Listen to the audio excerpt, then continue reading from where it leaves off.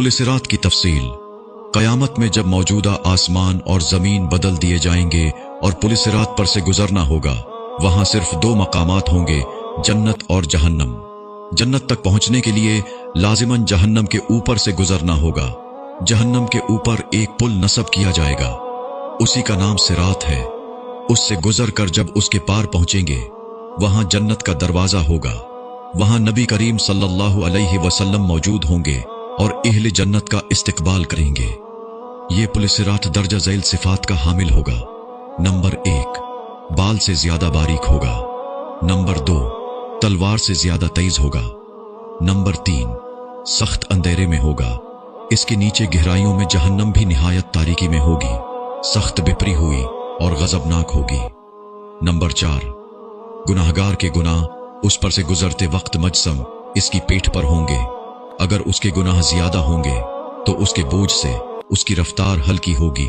अल्लाह ताला हमें इस सूरत से अपनी पनाह में रखे। और जो शख्स गुनाहों से हल्का होगा तो उसकी रफ्तार पुलिसिरात पर तेज होगी। नंबर 5, इस पुल के ऊपर आंकड़े लगे हुए होंगे और नीचे कांटे लगे होंगे जो कदमों को जख्मी करके उसे मुतासिर करेंगे। लोग अपनी बदामालियों के लिहाज से इससे मुतासिर होंगे।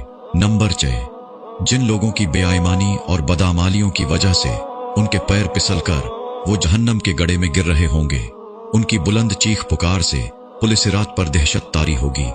रसूलुल्लाह सल्लल्लाहु अलैहि वसल्लम पुलिसिरात की दूसरी जानिब जन्नत के दरवाजे पर खड़े होंगे। जब तुम पुलिसिरात पर पहला कदम रख रहे होगे, आप सल्लल्लाहु अलैहि वसल्लम तुम्हारे लिए अल्लाह ताला से दुआ करते हुए कहेंगे, या रब्बि सल्लिम, या रब्बि सल्लिम। आप भी नबी सल्लल्लाहु अलैहि वसल्लम के लिए दरूद पढ़िए। लोग अपनी आंखों से अपने सामने बहुत सौ को पुलिसिरात से गिरता हुआ देखेंगे और बहुत सौ को देखेंगे कि वो इससे निजात पा गए हैं। बंदा अपने वालिदीन को पुलिसिरात पर देखेगा लेकिन उनकी कोई फिक्र नहीं करेगा। वहां तो बस एक ही फिक्र होगी कि किसी तरह खुद पार हो जाए। रिवायत में है कि हजरत आयशा रजी अल्लाह अन्हा क़यामत को याद करके रोने लगी। रसूलुल्लाह सल्लल्लाहु अलैहि वसल्लम ने पूछा, आयशा क्या बात है? हजरत आयशा रजी अल्लाह अन्हा ने फरमाया, मुझे क़यामत याद आ गई। या रसूलुल्लाह सल्लल्लाहु अलैहि वसल्लम, क्या हम वहां अपने वालिदैन को याद रखेंगे? क्या वहां हम अपने महबूब लोगों को याद रखेंगे? आप सल्लल्लाहु अलैहि वसल्लम ने फरमाया, हाँ याद रखेंगे, लेकिन वहां 3 मकामात ऐसे होंगे जहां कोई याद नहीं रहेगा। नंबर 1, जब किसी के आमाल तोले जाएंगे। नंबर 2, जब नामा आमाल दिए जाएंगे। नंबर 3, जब पुलिसिरात पर होंगे। दुनियावी फितनों के मुकाबले में हक पर जमे रहो। दुनियावी फितने तो सिराब हैं, उनके मुकाबले में हमें मुजाहिदा करना चाहिए और हर एक को दूसरे की जन्नत हासिल करने पर मदद करना चाहिए, जिसकी वसात आसमानों और जमीन से भी बड़ी हुई है।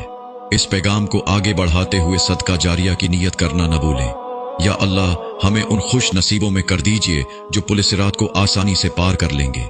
ए परवरदिगार, हमारे लिए अपना फजल, करम, रहम वले हुस्न खात्मा का फैसला फरमाइए। आमीन। इस तफसील के बाद भी क्या गुमान है कि वहां कोई रिश्तेदारियां निभाएगा जिसके लिए तुम यहां अपने आमाल बर्बाद कर रहे हो? मखलूक के बजाय खालिक की फिक्र करो, अपने नफ्स की फिक्र करो।